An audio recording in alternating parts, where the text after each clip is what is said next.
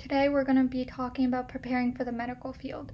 So this is for all of you who aren't sure if you want to go into the medical field or want to go in but don't know where to start or how to start preparing for it. So we're going to start off with medical mythbusters. Usually when I ask people about why they wanted to go into the medical field, they usually tell me they've seen how it was portrayed in the media and that kind of intrigued them. But the media only shows you half the story. It doesn't show you the whole picture of what the medical field is. So I just wanted to clarify that. And a perfect example is Grey's Anatomy versus real life. So typically in Grey's Anatomy, interns are put into stressful and complicated situations and surgeries with little to no experience. But in real life, it's kind of the opposite. Typically, interns on a surgical service take care of patients on the floor. They rarely see the inside of an OR, and when they do, it's usually to assist with an emergency. So usually in real life, surgeons want to prepare their interns before they enter a big surgery or jump right into it, and to do this, they have to make sure they're adequately prepared to handle a patient or handle patients on the floor. Another example is that many characters are only lightly punished for serious offenses in Grey's Anatomy. So an example of this, it might be a spoiler, is Izzy cutting off Denny's left ventricular assist device. So that's an assist device that's attached to your heart. And in real life, residents would be removed from the program and possibly sued with potential jail time if they did this, plus other offenses depending on the situation. But in Grey's Anatomy, Izzy was lectured and brought back to the program in little to no time. Residents do not know their schedule until they come in, and their schedule is always changing in Grey's Anatomy.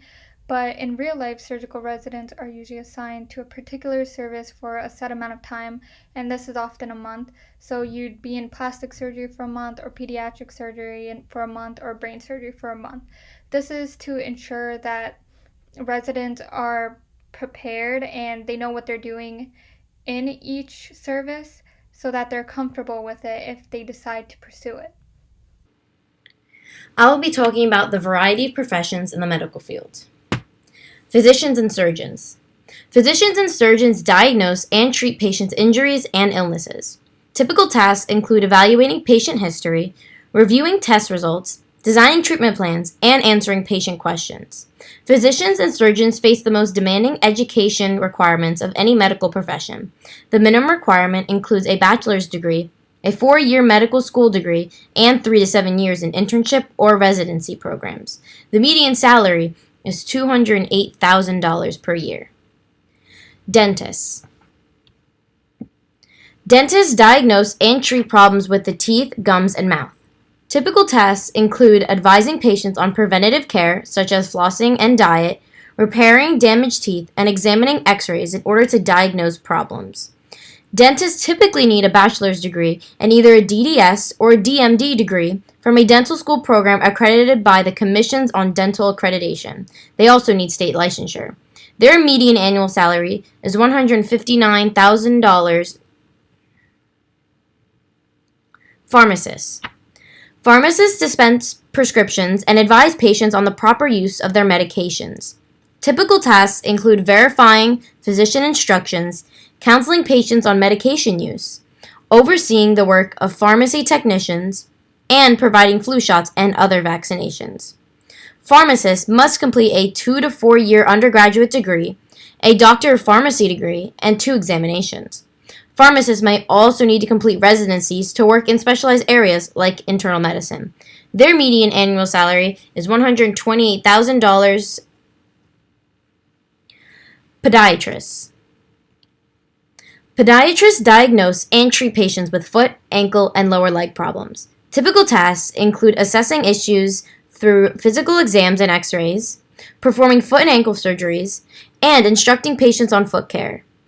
Podiatrists must complete at least 3 years of undergraduate education, an accredited Doctor of Podiatric Medicine program, and a 3-year residency which provides medical and surgical experience.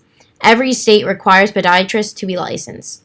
Their median annual salary is $126,240. nurse anesthesists, nurse midwives, and nurse practitioners. These advanced practice registered nurses, or APRNs, include all the above, and many more. They provide primary and specialty healthcare services. Typical tasks include performing physical exams, creating patient care plans, performing diagnostic tests, and counseling patients. APRNs must have a registered nursing license and a master's in their specialty role. Some APRNs also choose to pursue a doctor of nursing practice, or a PhD. State licensure and national certification are required, and their median annual salary is $115,800. Optometrists. Optometrists examine, diagnose, and treat injuries, diseases, and other eye-related disorders. Typical tasks include performing visual tests, prescribing eyeglasses and visual aids, and performing minor surgical procedures to treat eye health issues. Optometrists are required to complete at least 3 years of post-secondary education before assuming an accredited Doctor of Optometry degree. All states require successful completion of the National Board of Examiners in Optometry exam, and the median salary is $115,250. Next is physician assistants. Physician assistants work on teams with physicians, surgeons, and other healthcare workers. Typical tasks include taking patients' medical history, ordering diagnostic tests, prescribing medication, and counseling patients. This career typically requires a master's degree. Many physician assistants have prior experience as registered nurses, EMTs, or paramedics. To earn required licensure, candidates must pass the Physician Assistant's National Certifying Examination. Their median salary is $112,260.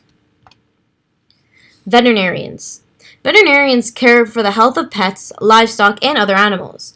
Typical tasks include assessing animal health and diagnosing problems, vaccinating animals against diseases, and advising owners about animal care and treatment.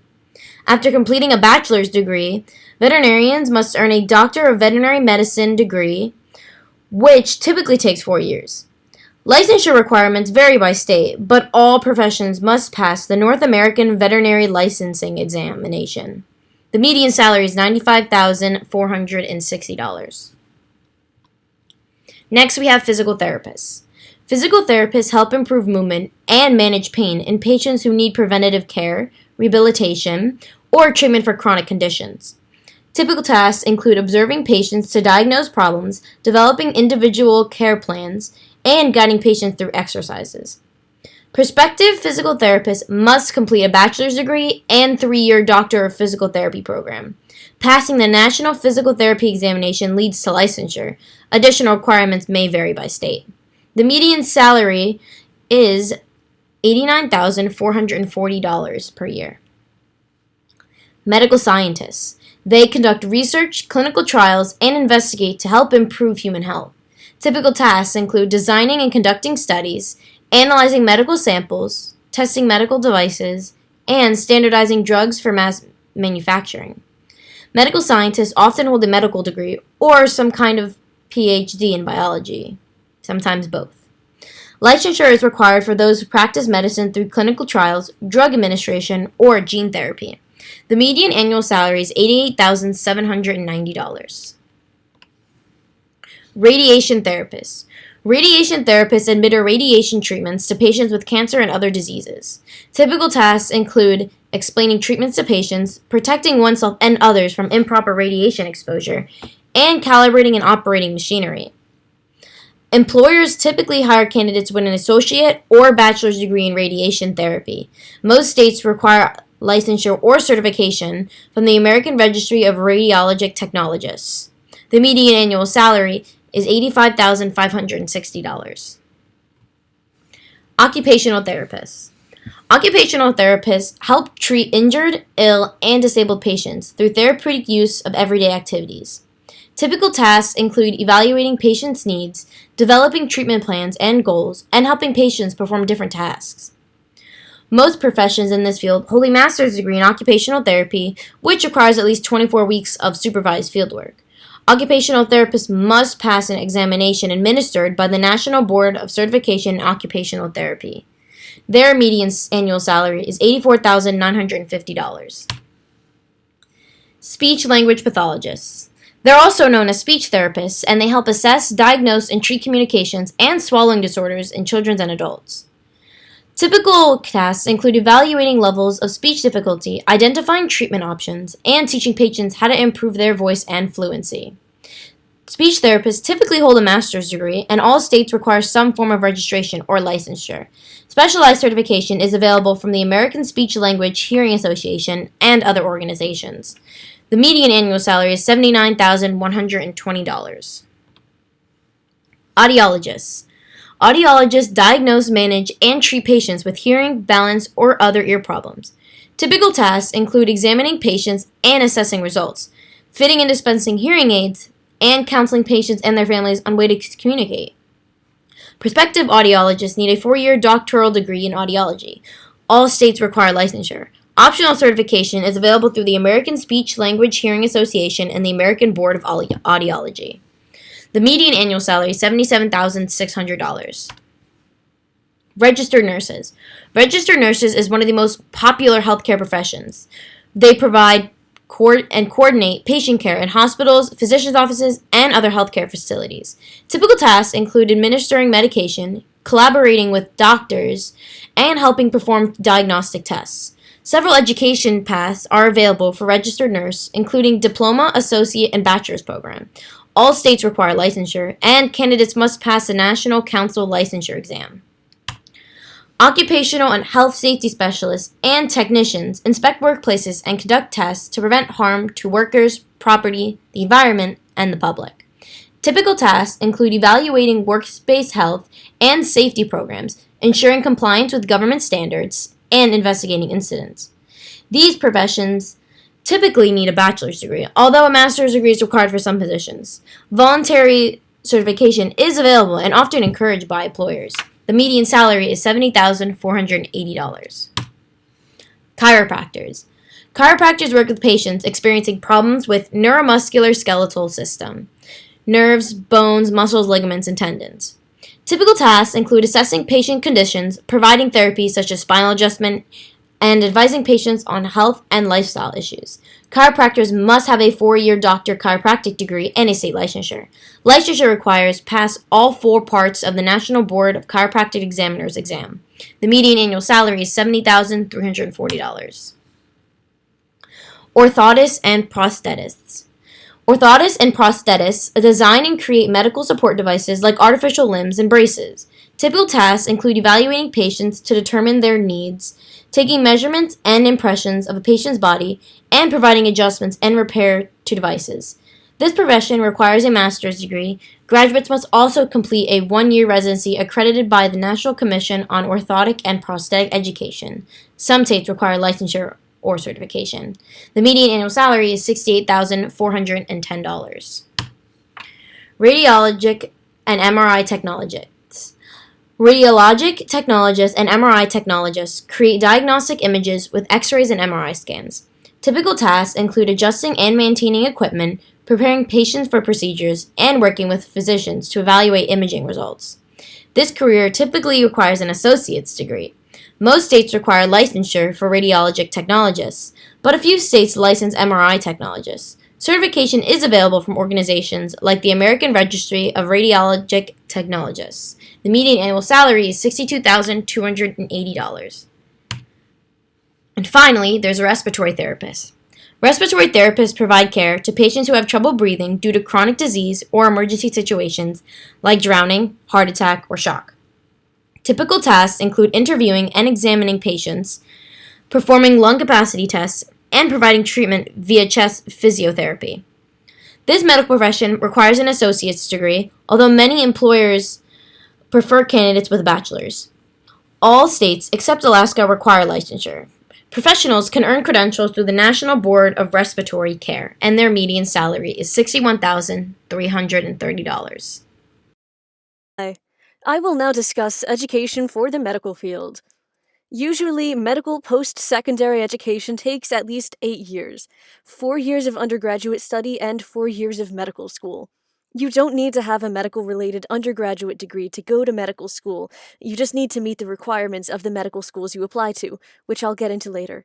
There are also some 7 and even 6-year programs available, in which you apply to a combined undergraduate and medical school. This involves an accelerated 3-year undergraduate program and a 3 or 4-year medical school in one. When you apply to an undergraduate program, admissions will look at a number of factors in addition to your GPA. For example, standardized testing scores. Depending on the school, you may be required to take the SAT or ACT, and some schools require at least 2 SAT subject tests. Coursework is also important. Having higher level classes will help you, as well as taking science or medical adjacent electives if your school offers any. Schools also look at letters of recommendation and any extracurricular activities. You can use these extracurriculars to show leadership capabilities and to get experience in the medical field. We'll discuss how to get experience even before college later.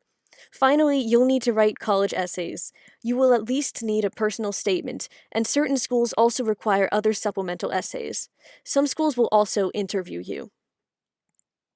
Applying to medical school has some of the same requirements, but it is very competitive. Schools look at some of the same factors, like GPA, standardized test scores, which is the MCAT for medical school, coursework, recommendations and essays, experience and activities, and an interview. Some schools require research experience, but even if your school does not require it, research can strengthen your application. So first, let's talk about the medical college admissions test. It's 7.5 hours long, and unlike the SAT or ACT, it looks best if you only take it once, so you need to extensively prepare before your test. It has these 4 sections, with a break in between each one, and a 30-minute lunch in the middle. Each section is scored from 118 to 132, so your final score can range from 472 to 528. It's not unheard of to spend half of a year studying. In order to get to the 80th percentile, you'll want at least a 509. Coursework in college is also important. Like I said, you don't need to have an undergraduate focus on medicine to go to med school, but many medical schools require you to have taken certain courses. Some of the commonly required courses are shown below. They include things like biology, chemistry, physics, psychology, genetics, etc. Research the medical schools you plan to apply to, and make sure you can complete the required coursework. Once you've completed med school, you are technically a qualified physician, but it's not over yet. You still need experience, and to get experience, you'll want to complete a residency at a hospital or other setting related to your area of expertise. You apply for multiple residencies in your final year of med school, and if fate is kind, some places will offer you an interview. You can use the interview as a chance to tour the facilities, ask questions, and get to know what you're getting into. After that comes the match. There are different matching programs, but the most commonly used is the NRMP, the National Resident Matching Program. There's also the Urology Residency Match Program and the American Osteopathic Association Match, to name a few. In the match, you rank the residencies that interviewed you from first choice to last choice. The residencies also rank their favorite candidates from first to last. This goes into the matching system, and the system determines what residencies fit best with what people, and you are assigned a residency. This residency usually lasts 3 to 7 years.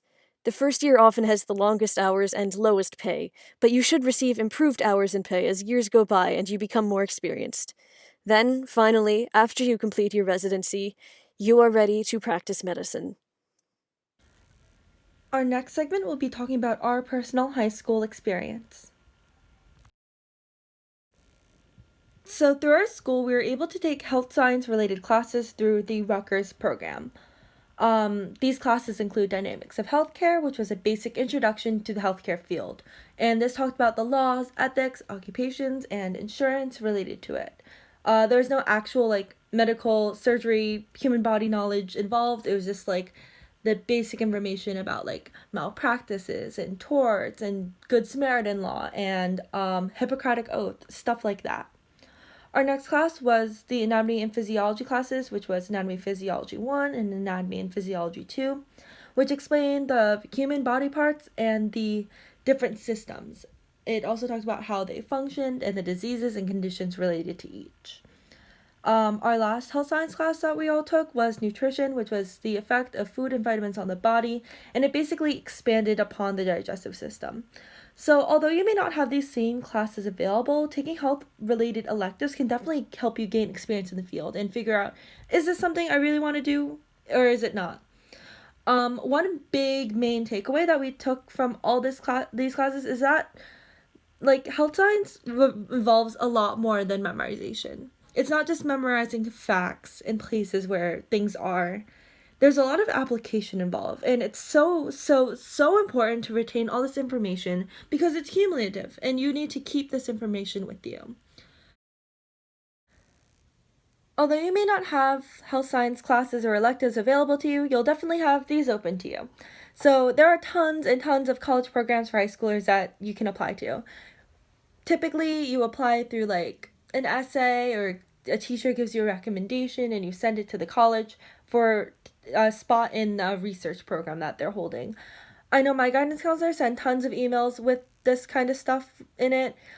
I don't know if that applies to you, but you can always Google it, go on to college websites, and try to figure out where these opportunities are available for you. Okay, so the next thing we have are virtual programs, which will definitely be available because, COVID, and you probably won't be able to do the aforementioned stuff. So this one I found through Facebook. It's called Lennox Hospital Brain Term. So all you need to do is join the Facebook group, and then you're available to see all the stuff that they send. They have a YouTube, and then they send Zoom links where you can watch surgeries live while watching anatomy. And learning about anatomy. Watching surgeries and learning about anatomy, which is great experience for you because you may not know anything and you'll be learning a ton of things just by sitting there and watching the lectures.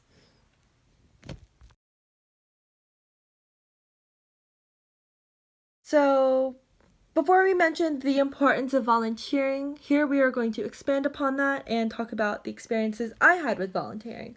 So, the application process may be different for you because it may vary per hospital, per state, per town, whatever, but here's my personal thing that I had to do.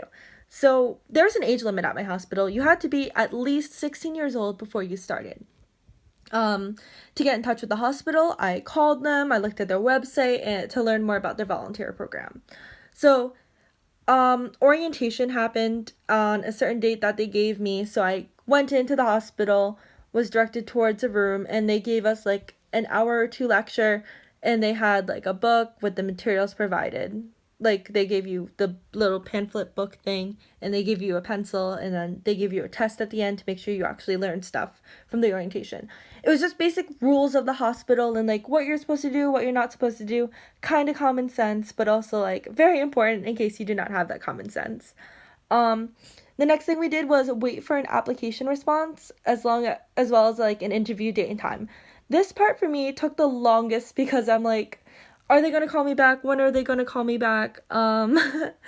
You just had to be patient. And once you came in for the interview, you were eventually assigned a position.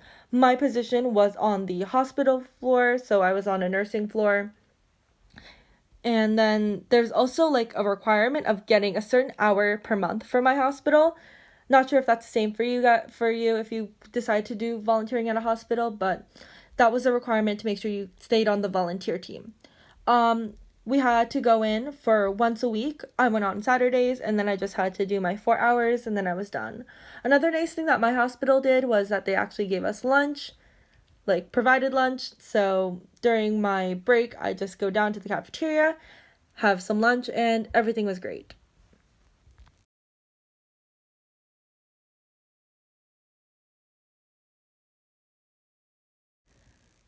So I mentioned before that I was on one of the nursing floors. Here are the other different roles that you can have as a teenage volunteer. So you could be the front desk person, which is basically the greeter, the welcomer. You interact with visitors and then you direct them to the correct room and floor of whichever room they're visiting. And then if they have any other questions, you can also answer those. Nursing floor, which is what I did, you do mundane tasks like filling the water pitchers and restocking gloves, which isn't really that fun, but what I had the most enjoyment with was checking in on the patients, popping into the rooms, talking to them, keeping them company. That was the fun part because I really like interacting with people. And it was nice to like be able to give these people company when their families weren't here and all that. Another option you have on the nursing floors, which is unique, is that you can shadow nurses and watch what they do. You can just like ask one of your nurses. Since I've been there for a while, I like talked to them, I knew their names, and then I would be able to like, hey, can I just like watch what you're about to do? Like you can watch someone set up the IV or a catheter or whatever. And so I learned about the different medicine, treatments, and machinery that was used in a hospital setting, which was pretty cool.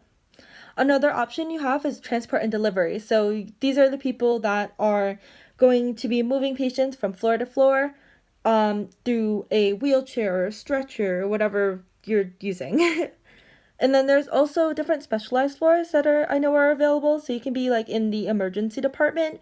And I'm not quite sure what happens there because I was never there. But like that was an option that I had, and I think you probably just like watch the procedures go on, which is definitely a lot of experience. Other than volunteering at the hospital, I decided to do my town's EMT cadet program. So, again, the process may vary per town, per state, per whatever. This is how I did it. I contacted the program through both phone and email to let them know I was interested in applying. So, they said that I needed to give them my letter of recommendation from my guidance counselor. I had to be CPR certified and I had to be 16 years of age. Once I got that in, I was all clear to be accepted into the program. And then once I was in the program, these were the different responsibilities that I had to do. So there were 2-week meetings per month, and in these meetings, we just go over basic education and learn different skills. Like maybe one meeting would be focused on splinting and bandaging, and another meeting would be focused on what is a backboard and how do you use it. Just different skills that were needed. There were also my once a week shifts. So one very, very important thing was rig check. And this is so important because you needed to keep the supplies in check and accounted for, and you had to make sure that there were many, many extras in case anything gone wrong. So the worst possible thing that could have happened was you're in the ambulance and you need to treat a patient with something, but you don't have that something because nobody restocked it. There's just nothing in that shelf where we're supposed to have it. So to prevent that, we have rig checks every shift and make sure everything's in account.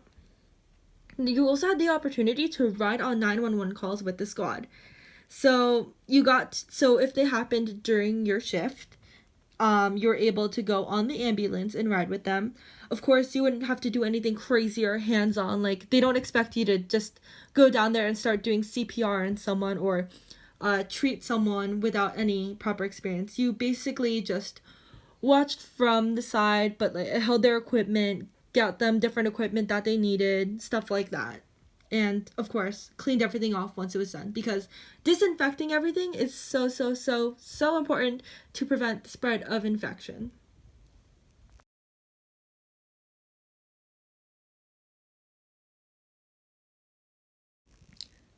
So once I was a cadet, I wanted to apply for actual EMT certification because the experience I saw on the ambulances, I thought it was so cool, and I wanted to actually have the skills to be able to help more than just, bringing their bags over or giving them different tools and stuff. So through your town program or maybe a nearby town, you're able to sign up for these classes that will happen. For me, I signed up through my school, but for you, you'll probably do the town or a nearby town. So the education is basically national. There's a national curriculum that you have to go through, and the picture I have here is the book that I have. The book that I am studying from is like 1,000 pages. It's a huge commitment. It's not something to be joking about because, you're going to actually be gaining the skills and knowledge to save people. So it's very important that you're actually capable of doing this. So to test yourself, and also you need CPR certification, which you'll probably get through the whole cadet program as well, if you have that.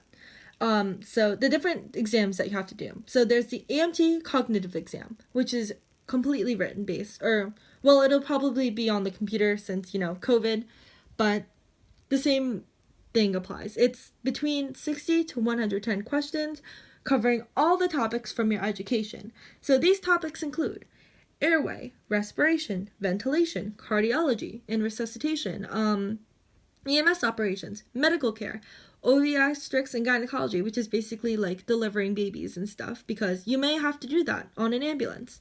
And of course, trauma. These tests typically take about 2 hours. So the next test that you'll have to take is the psychomotor exam. So if you're able to do the written part, you'll be put into a scenario-based part.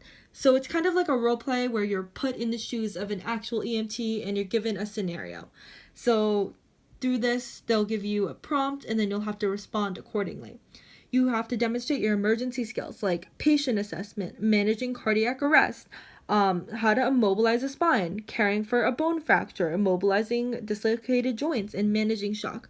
Of course, you'll be given the skills to pass all these tests through your education and national curriculum and through reading the book.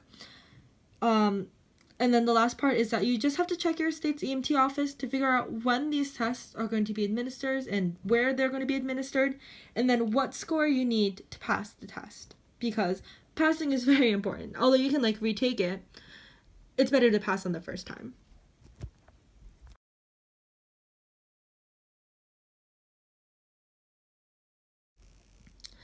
So now that you know about my experiences in volunteering, I'm here to tell you about the importance of it. So obviously, you're helping your community out through volunteerism, although it may not seem like much. You really are giving these medical professionals a helping hand, and they really appreciate it.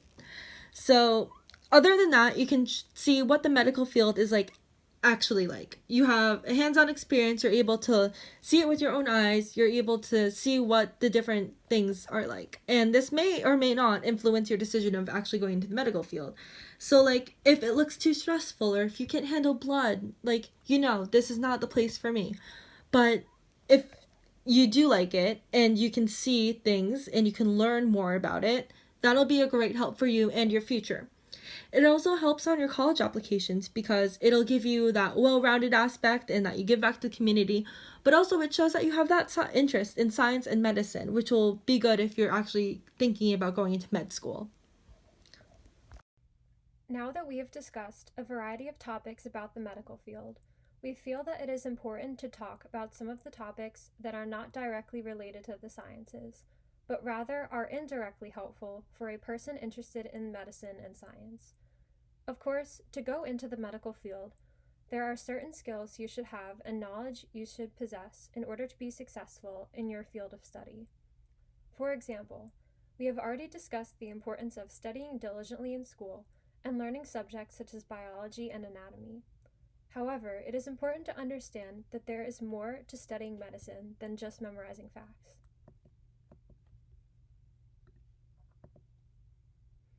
It is important to have other skills and interests in addition to the sciences and medicine to be successful. Think about what you enjoy doing outside of school and your other interests besides medicine. Think about your hobbies. Do you enjoy art or music? Do you participate in sports? Having other hobbies and interests such as these can benefit you and your journey in medicine. At my high school, where the sciences are the main focus, and all of our classes incorporate medicine in some form, we also include art in the learning process. As a medical professional, there are certain skills you should have. Excellent observation skills and attention to detail are essential when working in the medical field. We study and analyze art to improve these skills. We have often compared observing a piece of art to observing a medical scenario from a healthcare worker's perspective. When you observe art, you have to ask yourself certain things about the piece. For example, when observing a painting, you may want to consider where the light source is, what colors are present, what is the texture, or how space is utilized. Observing a patient or the scene of an emergency requires the same amount of attention to detail. Try analyzing art outside of school to improve your observational skills, or even doing art on your own. Maybe try painting or drawing. Trying new things is important, and expressing yourself creatively can help you become a better critical thinker. Like art, music can have the same benefits. Learning an instrument makes you a better learner overall and improves your approach to critical thinking. Also, the discipline required to continuously practice art or music helps you improve your study habits in the process of studying medicine. For me personally, I play the piano, and I can honestly say that it has helped me a lot during the learning process when I first tried learning something new in school.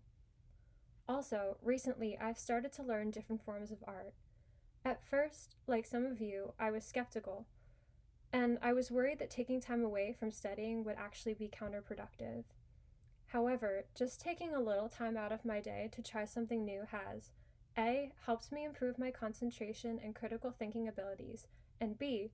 given me an enjoyable break away from my studies in the sciences to do something equally productive. One other subject that is indirectly related to medicine and helpful to know is the study of law. Before high school, I had an interest in studying medicine. However, one of the most unexpected things for me personally was finding out how many laws and legal terms I would study during high school that related to medicine. As a medical professional, it is extremely important to have a basic understanding of legal terminology, because certain laws and regulations in the healthcare field directly impact you as the healthcare provider. Probably one of the most important skills to develop as a future medical professional is good communication and social skills. In the healthcare field, teamwork is crucial. You will often find yourself working in teams with other healthcare workers of various backgrounds. Everyone has different interests and ideas, and opinions. It is important to respect them and to learn how to listen and learn from other people. In some settings, it may be necessary for you to take on a leadership role. For some, this may come as a challenge, and for others, it will come more naturally. However, as a leader, your responsibility is to make sure that everyone is included and has a clear role. To be successful in your future career, you will have to step out of your comfort zone.